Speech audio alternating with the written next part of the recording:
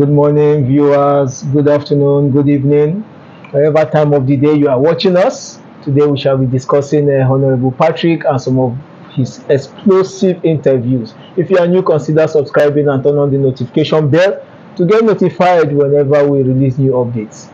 God bless you. Let's jump right in. CN and in opposition federally. What's your thought about what has been happening? Looking at it as a Nigerian, what's your thought about what's been happening in River State?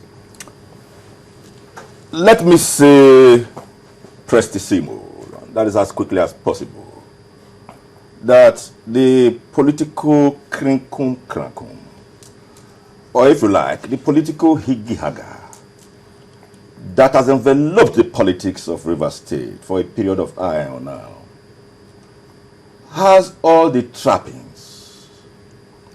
of an odoriferous saga. Kum gagatwan gaga.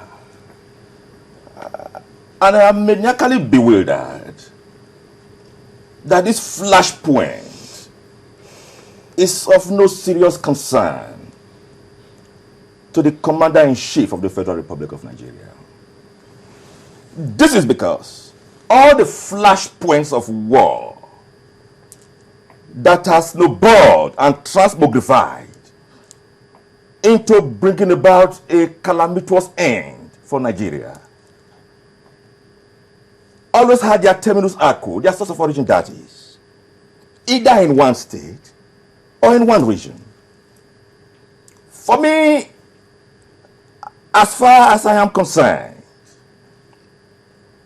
I can see the ship of the Nigerian state hovering around the political Bermuda Triangle.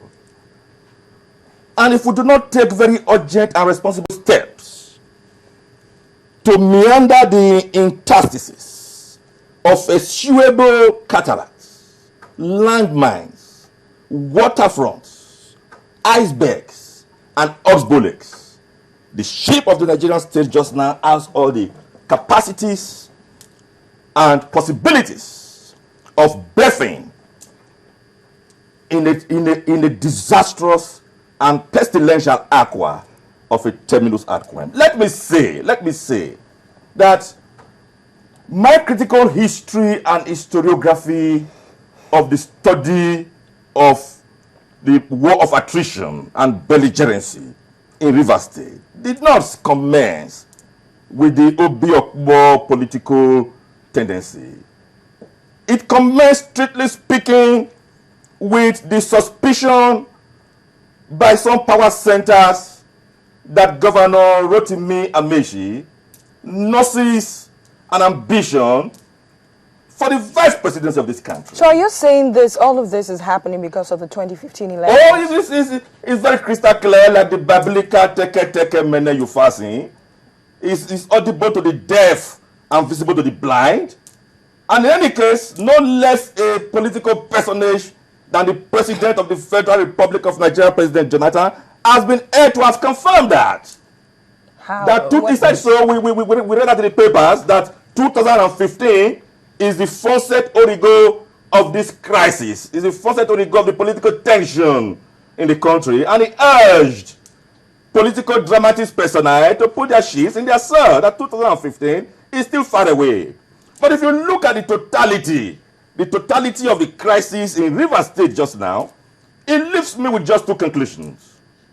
One, that 2015 is inherently laden with a political and democratic thalidomide.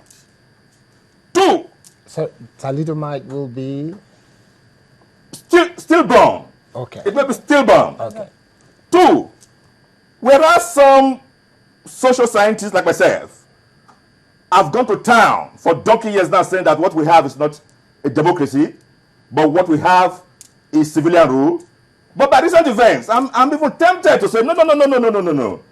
Nigeria is neither witnessing civilian rule, nor is Nigeria witnessing even democracy. What we have at best is a form of government I call kakisto-mobo plutocracy. And that is bad for the nation.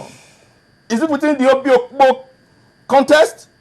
Is it within the NGF election contest, where 16 persons are more than 19 persons? if within the microscopic ceramics and cadence of 36 governors who are supposed to be suzerains of democratic ethics and ethos in their respective terra firmas, you cannot adjudge democratic scores. So how When